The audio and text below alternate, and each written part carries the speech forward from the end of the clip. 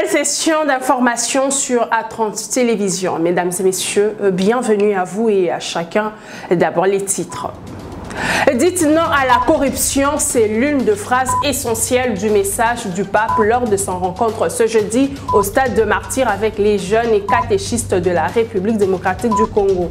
Le pape François a énuméré 5 valeurs qui sont nécessaires comme le 5 doigts de la main: la prière, la communauté, l'honnêteté, le pardon et le service. C'est déjà le 4e jour d'affrontement entre les FARDC et les rebelles M23 dans le territoire de Massissi. Les forces armées se consolident et gagnent du terrain. Objectif: récupérer les positions occupées par le M23. C'est tout pour le titre. Place au développement. Bonsoir. En séjour en République démocratique du Congo, le pape François a rencontré ce jeudi au stade des Martyrs les jeunes catholiques et les catéchistes. Dans son message, l'évêque de Rome a rappelé que l'avenir du Grand Congo est entre les mains des jeunes. Pour le souverain pontife, la jeunesse congolaise doit être consciente qu'elle est une richesse et capable d'accomplir des grandes tâches. Reportage. Dans l'amour et la joie. Pour cette rencontre annoncée dans le programme du Saint-Père, ce sont des jeunes venus de toutes parts qui s'affluent au stade des Martyrs de les premières heures. La joie est immense d'avoir reçu le pape Saint-François. C'est une joie, une grande bénédiction pour nous. À 8h30 déjà, le stade des Martyrs archi-comble de jeunes dans l'euphorie de rencontrer le pape François, chant et danse au rendez-vous.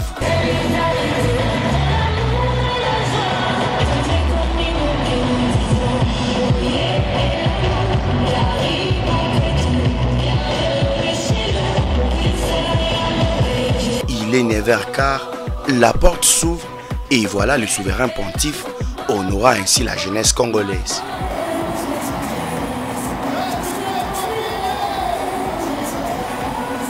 Après l'hymne du Vatican et la prière d'ouverture, place au discours. Différents problèmes de la jeunesse congolaise étalés au souverain pontife pour ses prières et son implication. Nous souhaitons être de jeunes connectés aux valeurs humaines et chrétiennes, mais les réseaux sociaux nous désorientent. Très cher Saint-Père, faites porter au monde le souci de jeunes pour la bonne information. Nous voulons bâtir un monde meilleur, mais la crise socio-politico-économique nous déstabilise. Nous, jeunes, nous voulons travailler, mais le chômage nous guette. Après les discours du catéchiste, le pape est revenu sur la prise de conscience et la lutte contre les antivaleurs qui doivent caractériser les jeunes. La prière, la vie en communauté, l'honnêteté, le pardon et les services doivent guider la marche des jeunes. Mes amis, je vous ai laissé 5 conseils pour établir des priorités parmi toutes les rumeurs attrayantes qui circulent. Je voudrais vous dire une dernière chose.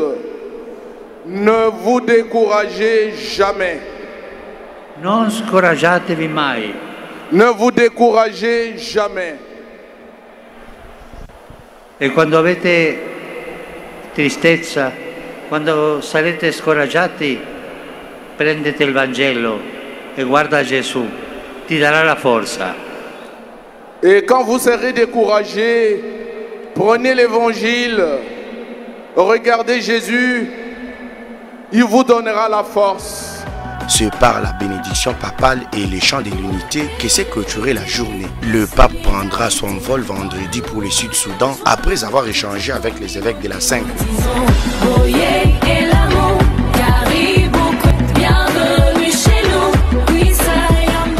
Comme vous l'avez remarqué, des milliers de jeunes ont pris part à cette rencontre avec le pape. Quid de l'atmosphère sur place? Les détails avec Rachel Kitita.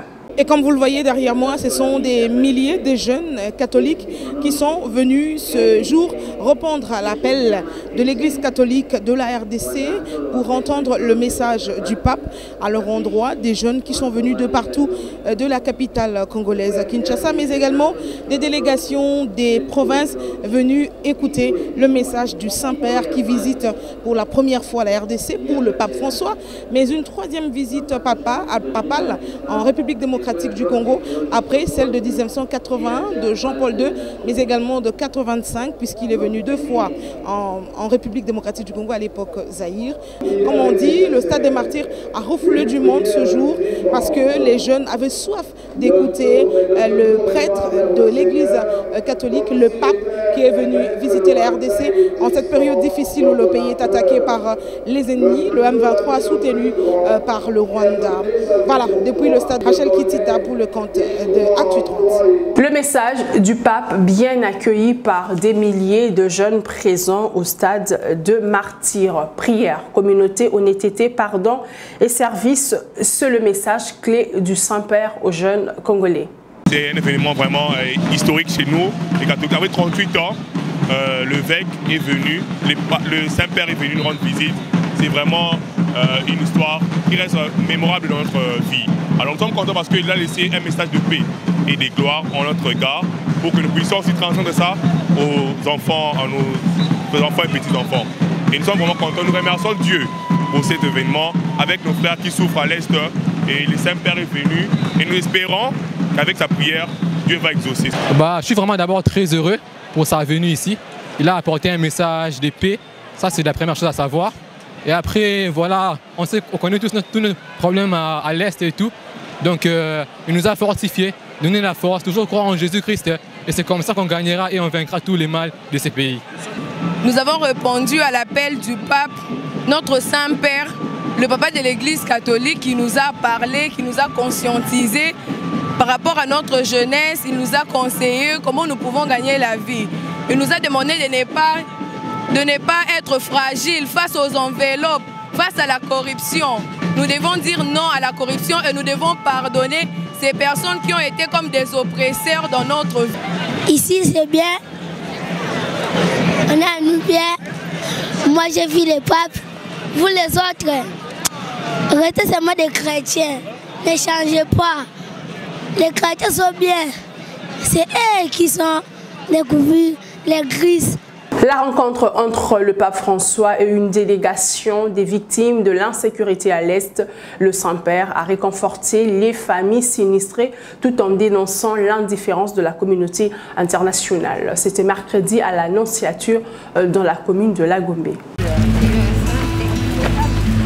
Ce n'est qu'une petite représentation des victimes de l'insécurité à l'est de la République démocratique du Congo, car des sinistrés des affres de la guerre sont à compter à millions. Enfants, pères et mères qui sont venus rencontrer le pape François ont des souvenirs frais des atrocités vécues dans la partie orientale du pays. Certains ont perdu des proches voyant leur avenir sur une mauvaise pente, d'autres ont été kidnappés par des rebelles, des témoignages de toutes sortes dont ils ont fait part au Saint-Père, les citoyens du monde.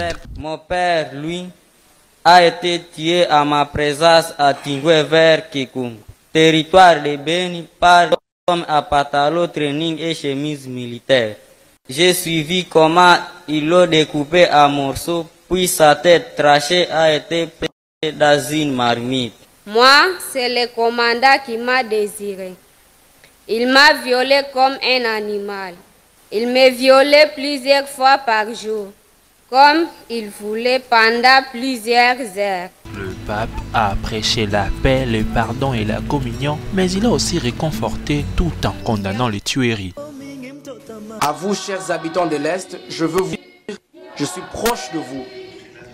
Vos larmes sont mes larmes. Votre souffrance est la mienne.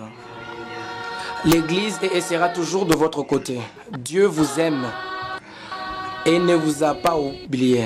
Dans ses différents messages depuis son arrivée en RDC, le Saint-Père n'a de cesse d'énoncer l'indifférence de la communauté internationale face à l'insécurité à l'Est. Le pape François a été très clair dans son message face notamment à l'insécurité à l'est de la République démocratique du Congo. Avis du mouvement citoyen Lucha qui s'est réjoui du discours du Saint-Père dénonçant l'indifférence de la communauté internationale face à la situation sécuritaire à l'est du pays. Suivez.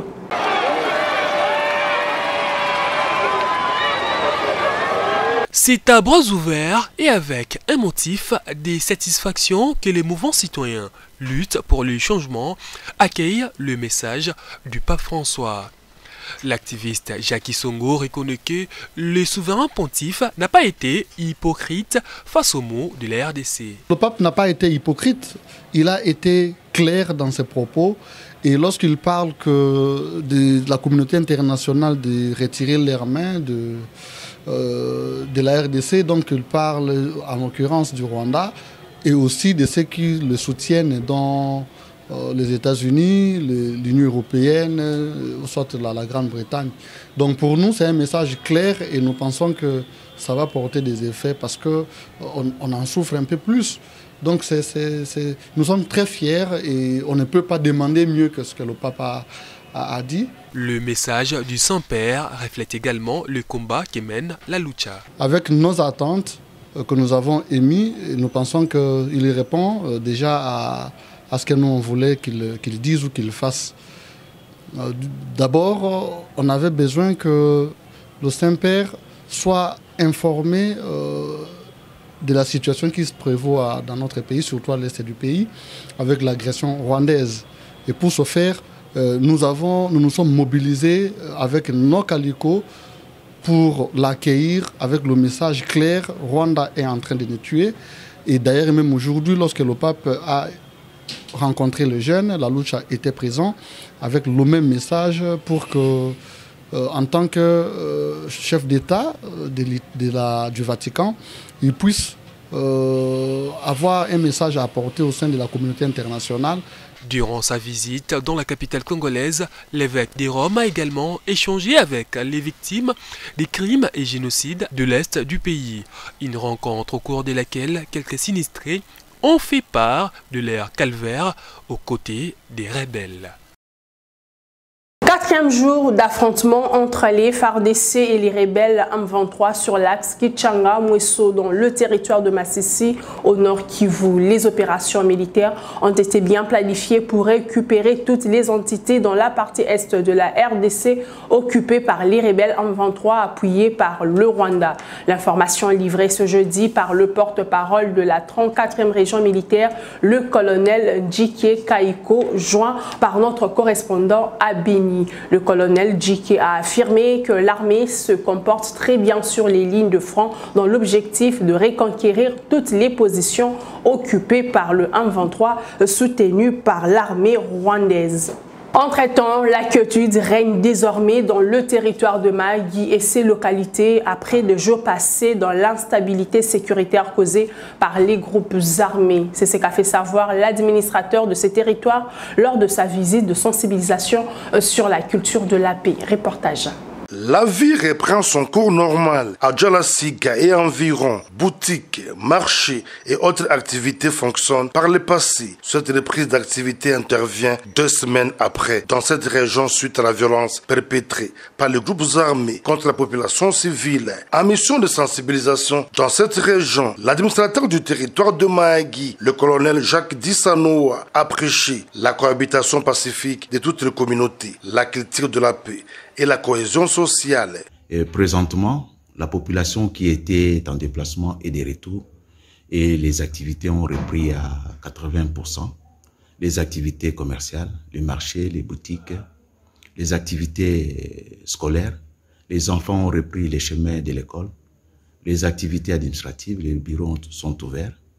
Et je profite aussi de cette occasion pour lancer un message à la population de Mahagi à adhérer à la culture de la paix, à la cohabitation pacifique et à la cohésion sociale entre les communautés vivant dans ces territoires.